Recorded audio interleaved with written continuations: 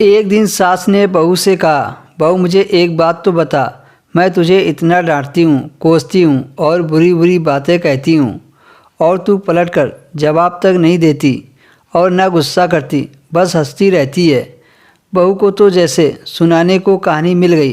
कहने लगी, माँ जी आपको एक बात बताती हूँ, मैं जब छोटी थी तो मुझे हमेशा ऐसा लगता था कि मेरी माँ मेरी सगी माँ नहीं है, क्योंकि वह मुझसे घर के सारे काम करवाती थी।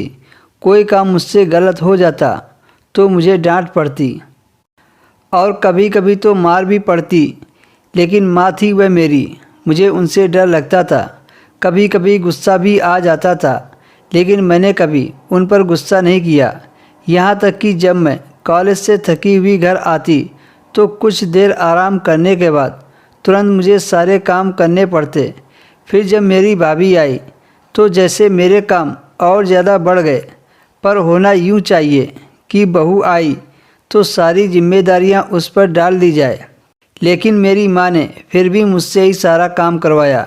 कभी कभी तो भाभी के काम भी मुझे ही करना पड़ता था और कहती थी, कर दिया करो, कुछ नहीं होगा, तुम्हें ही आसानी होगी जब तुम अपने ससुराल जाओगी। पर मुझे बहुत गुस्सा आता था कि मेरी माँ भाभीयों के काम भी मुझसे ही करवाती हैं।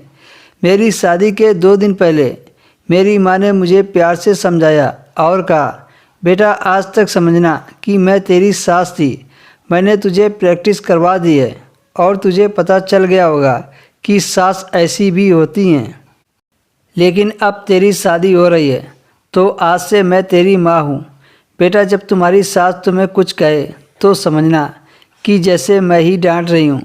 बस यही बात थी माँ जी, कि मुझे आपकी बातें बुरी नहीं लगती, क्योंकि मेरी माँ ने मुझे प्रैक्टिस करवा कर भेजा है और आप तो मुझे इतना डांटती भी नहीं हो जितना मेरी माँ डांटा करती थी।